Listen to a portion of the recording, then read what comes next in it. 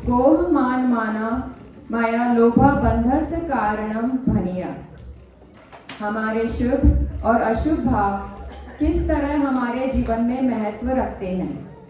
यह कहानी उस राजकुमारी की है जिसे अपने भाग्य और कर्म पर बहुत विश्वास था। उसका मानना था कि जीवन में सुख और दुख अपने पाप और पुण्य कर्म के उदय से आते हैं। इसी विश्वास को उसने अपने जीवन में किस प्रकार से प्रमाणित किया, आइए देखते हैं हम इस नाटिका के द्वारा, जिसका नाम है मैना सुंदरी।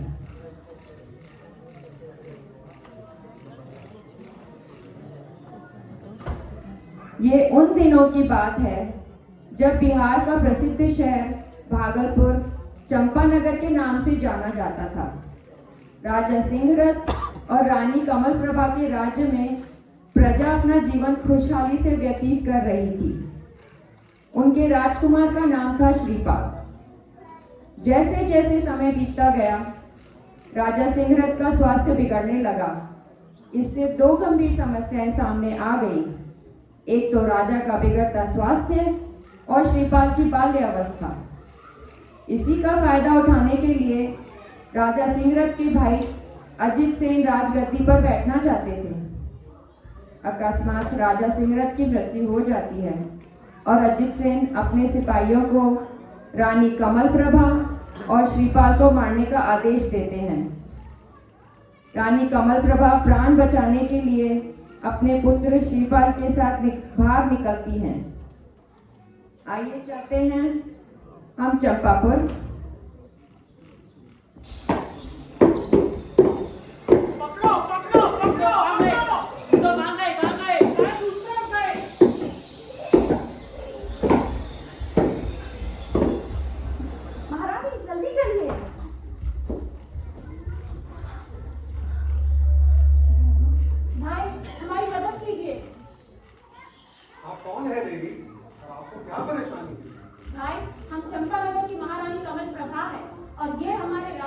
श्रीपाल है, हमारी जान खतरे में है। क्या आप उनको अपनी शरण में लेकर उनकी रक्षा करेंगे? महारानी, यह हमारा परम सौभाग्य होगा। लेकिन हम कुष्ठ रोगी हैं और ये रोग राजकुमार श्रीपाल को भी लग सकता है। हमारे पास और कोई उपाय नहीं है। चलिए राज।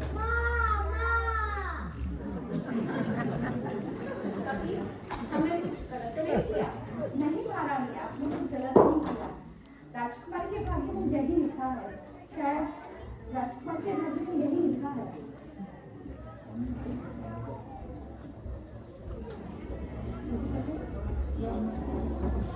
आगे बढ़ो।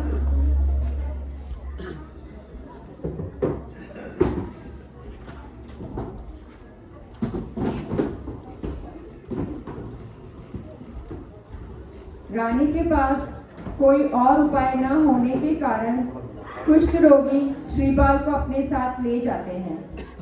श्रीपाल शूरवीर थे, परंतु जिसका भय था वही हुआ। श्रीपाल कुष्ठ रोग से पीड़ित हो जाते हैं। समय बीतता है। श्रीपाल की टोली का नेतृत्व करते हुए उज्जैन पहुंचते हैं। उस समय वहां के राजा थे प्रजापाल। उनकी रानी थी रूप सुंदरी। उनकी दो पुत्रियां थी, सुर सुंदरी और मैना सुंदरी। दोनों ही बहुत सुंदर और प्रतिभाशाली थी। एक बार राजा ने पुत्रियों की प्रतिभा को परखने का सोचा और उन्हें राज्यसभा में बुलवाया गया। आइए चलते हैं राज्यसभा में। महाराज की जय हो, महाराज की जय हो। सुर सुंदरी, तुम बताओ, तुम्हें ये राशि सुख सुविधाएं किसके द्वारा प्राप्त हुई है? पिताश्री, ये सारी सुख सुविधाएं मुझे आपकी कृपा दृष्टि से प्राप्त हुई है। अति उत्तम। मैना सुंदरी, अब तुम बताओ, तुम्हें ये राशि सुख सुविधाएं किसके द्वारा प्राप्त हुई है? पिताश्री, मैं आपका बहुत सम्मान करती हूँ, परंतु ये सारी राशि सुख सुविधाएं मुझे मेरे पुण्य कर्म के उदय से प्राप्त हुई है। तो तुम्हारे कहने का तात्पर्य है हमने तुम्हें कुछ नहीं दिया? जीव के शुभ और अशुभ कर्म ही सुख और दुख का कारण है। भाग्य ने आपको राजा और मुझे राजकुमारी कहलाने का सौभाग्य दिया है। मैना, बहुत हुआ तुम्हारा उपदेश। क्या जैन गुरुओं ने तुम्हें यही शिक्षा दी है कि उपकार के बदले अपमान करो? सुखों में रहने वाली, देखता हूं तेरा भाग्य। अब आप सभा से जा सकती है। आज्ञा दी पिताश्री। देखा, वो कहते हैं आप कुछ नहीं करते, जो करता है मेरा भाग्य करता है। शांत रहिए महाराज, शांत होकर राजकुमारी को क्षमा कीजिए महाराज। मंत्री जी, आपसे मंत्रणा की आवश्यकता नहीं है हमें इस बारे में। महाराज शांत हो जाइए, प्रधानमंत्री सत्य ही कह रहे हैं। नहीं महारानी, हमने निश्चय कर लिया है कि मेना का भाग्य ऐसे हाथों में देंगे जो बहुत दीन, दुखी और दरिद्र होगा। महाराज ऐसा करना उचित नहीं होगा। मैना सुंदरी अभी नादान है, मैं उसे समझाती हूँ। महाराज, पिता आदर्श से गिरकर जो आप ये कार्य कर रहे हैं वे आपकी प्रतिष्ठा के अनुरूप नहीं है। ऐसा करने से रोकना ही मेरा कर्तव्य है। मंत्री जी, आपका कर्तव्य है हमारी आज्ञा का पालन करना, और हमारी आज्ञा यह है कि सवेरे भ्रमण की तैयारी की जाए। हम स्वयं उपवन जाके मैना के वर की खोज करेंगे। जो आज्ञा महाराज।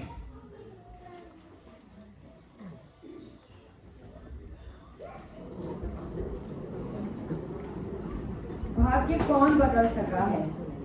वह क्षण भी आ गया जैसा प्रजापाल चाहते थे। उन्हें वैसा ही राजकुमार मिल जाता है।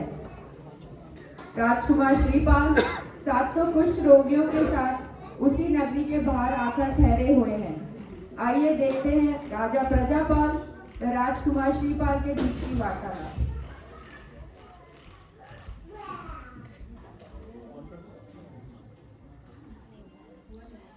मंत्री जी, भाग्य ने हमें ये कैसा दिन दिखाया है? 1 करोड़ योद्धाओं की शक्ति रखने वाला व्यक्ति आज कोढ़ से ग्रस्त है।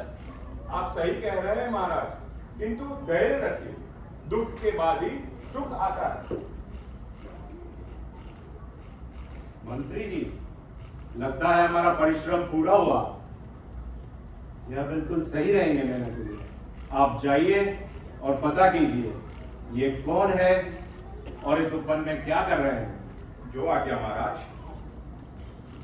अरे भाई, उज्जैन नरेश चाहते हैं कि आप अपना परिचय दीजिए। परिचय यह है कि हम भाग्य के सताए हुए प्राणी हैं। भाग्य? यहाँ भी भाग्य? ये भाग्य भक्तों का जोड़ा अच्छा रहेगा मंत्री जी। अरे भाई, आप अपना पूर्ण परिचय दीजिए। सुनिए, आप है चंपापुर नरेश महाराज श्रीपाल। क्या उज्जैनी नरेश अपने पधारने का कारण बता सकेंगे? जरूर। कारण यह है कि हम अपनी पुत्री मैना का विवाह राजकुमार श्रीपाल के साथ करना चाहते हैं। विवाह आप अपनी कन्या का मेरे साथ? उपहास न कीजिए महाराज। मुझे देखिए, मेरा शरीर महारोग से पीड़ित है। नहीं राजकुमार, आपसे समझने में भूल हुई है। हम सत्य कह रहे हैं, यह हमारी इच्छा के अनुरूप है। राजकुमार, आपके भाग्य में शायद यही लिखा है। महाराज, पिता कन्या पे किया हुआ क्रोध ये आपकी प्रतिष्ठा, आपकी महिमा को नष्ट कर देगा। आप पछताएंगे महाराज।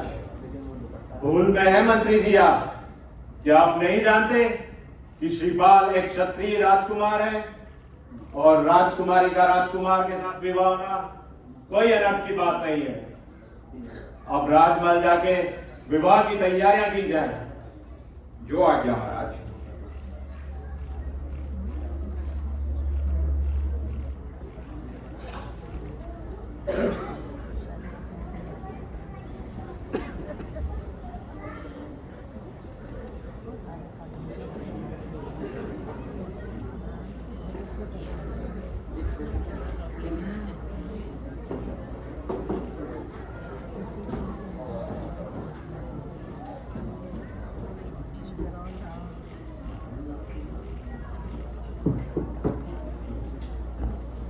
राजा राजमहल पहुंचकर रानी को सूचित करते हैं।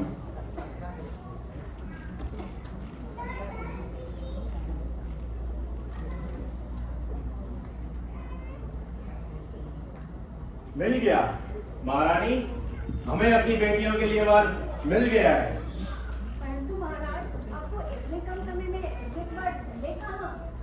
हमने अपनी दोनों बेटियों का विवाह निश्चित कर दिया है। सुरसुंदरी का विवाह शंखपुरी के राजकुमार हरिदयन के साथ और मेना का विवाह राजकुमार श्रीपाल के साथ।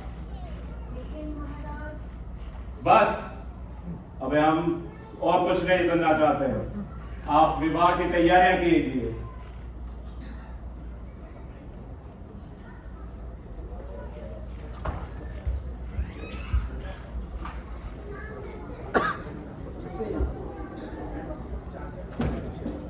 कर्मों की गति भी न्यारी है, जो टाले नहीं टली। जो होना है वह निश्चित है। मैना खुशी खुशी श्रीपाल को अपना पति स्वीकार कर लेती है। उसे अपने कर्मों और धर्म पर पूरी आस्था है। इस प्रकार सुर सुंदरी और मैना सुंदरी का विवाह हो जाता है और पूरी नगरी उत्सव मनाती है। चलिए हम भी इस उत्सव में शामिल होते हैं।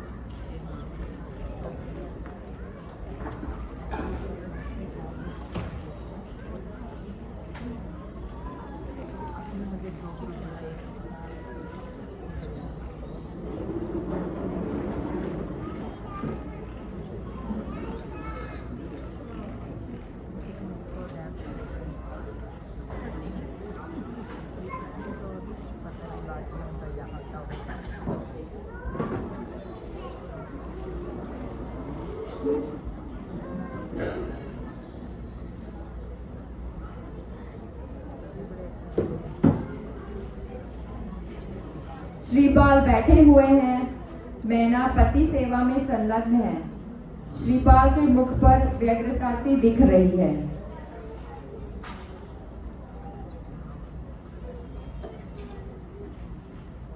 दूर रहूं मैना, मुझे डर है ये असाध्य रोग तुम्हें भी ना हो जाए। आपकी सेवा करना ही मेरा धर्म है, जो मेरा धर्म करने से ना रोके। परंतु मैना, आपका मन बहुत अशांत है, हमें प्रातः आपके गुरु जी आए हुए, हमें उनके दर्शन का लाभ उठाना चाहिए। अवश्य।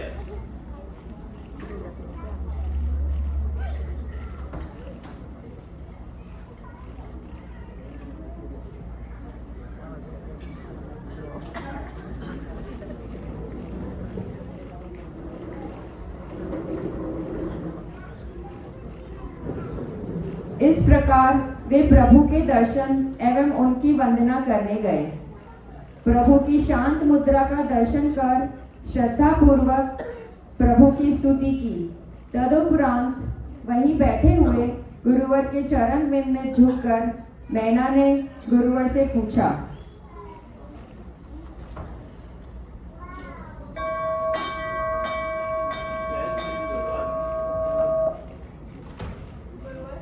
दुर्भाग्यवश इन्हें यह असाध्य महारोग हो गया है। इस रोग को मिटाने का उपाय बताइए। हे भव्य जीवों, तुम्हारा कल्याण हो। श्रीपाल की ये दुर्दशा इसके पुण्य पाप के उदय के कारण हो रही है। पूर्व भाव में जब श्रीपाल राजा थे तो उन्होंने जैन धर्म की विराधना मुनियों की निंदा और अपमान किया। उसके कारण इन्हें पाप कर्म का बंध हुआ है और ये इनकी दशा हुई है।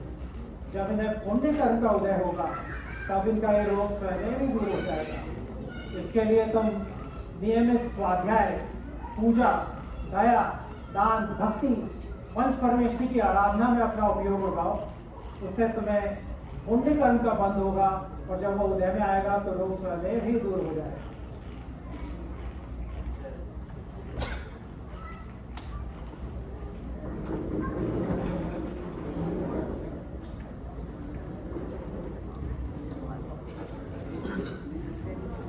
मैना सुंदरी परम भक्ति से सिद्ध चक्र का विधान रचाती है, नमोकार मंत्र का नियमित पाठ करती है और नियमित स्वाध्याय करती है।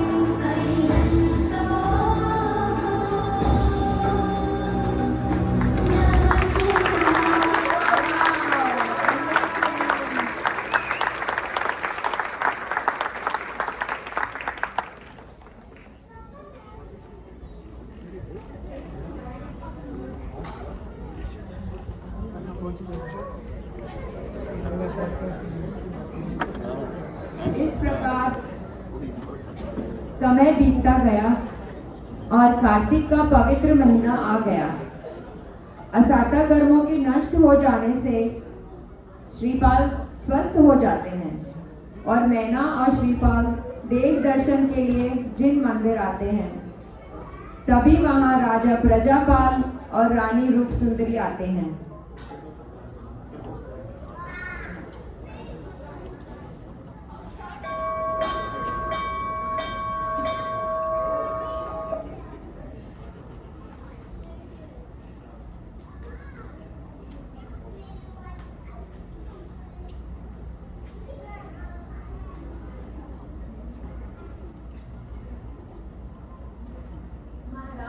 श्रीपाल तो पूर्ण रूप से स्वस्थ हो गए हैं। आप बिल्कुल सत्य कह रही है महारानी। अब हमें पूर्ण विश्वास हो गया है, जो भी मैना ने कहा था वो बिल्कुल सत्य कहा था। मनुष्य को सुख और दुख उसके भाग्य और कर्मों के परिणाम स्वरूप ही मिलते हैं। आपने सत्य कहा राजन। हमारा धर्म भाव प्रधान धर्म है। जैसा कहा गया है, निज भाव से बंधे कर्म न कोई देनहार, शुद्धात्मा से समता से शुद्धात्मा जगे खुले मोक्ष के द्वार। हमारे सुख और दुख का कारण और कुछ नहीं, हमारे भाव ही है।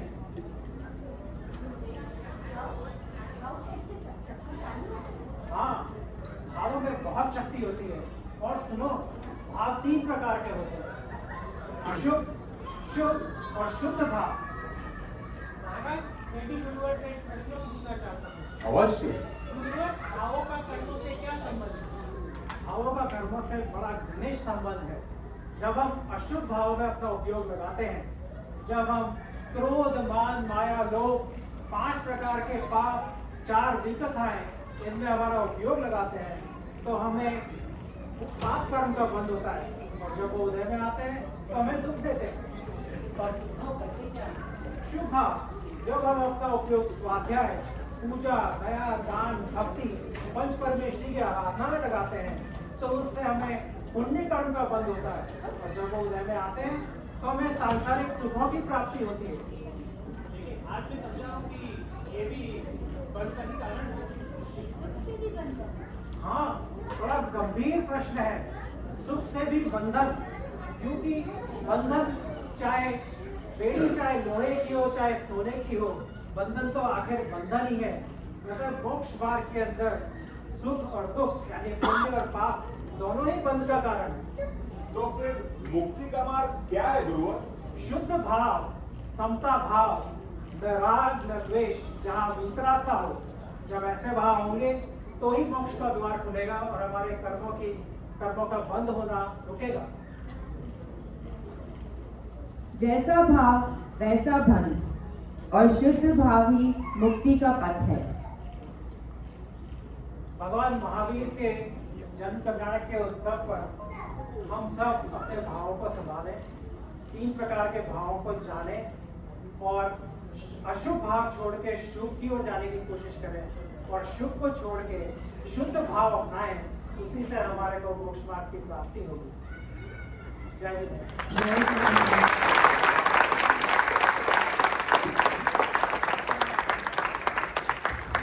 Huge round of applause for Maina Sundari skit and everybody involved in it, including Shikhaji. One more round of applause for a wonderful skit here.